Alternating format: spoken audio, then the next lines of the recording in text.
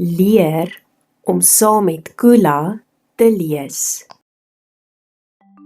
Kula se kok, vlak 1, boek 7. Hallo Kula, dit is Kula se kok.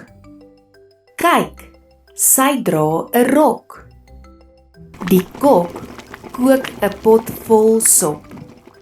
Kula wil nou van die sop eet. Kula wil nog kos eet.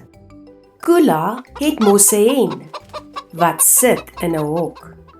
Die hen kan mos vir Kula kos gee. Eiers is mos kos, die kok kan dit kook. Kula is nou bly, hy vat gou kos vir sy bok.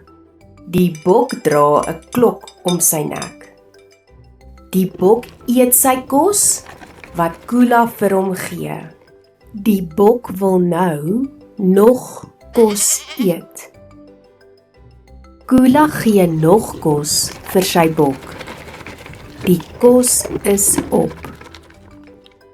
Kula en die kok mop die vloer. Die kok stop, sy hou op werk. Die kok gaan nou huis toe. Die einde.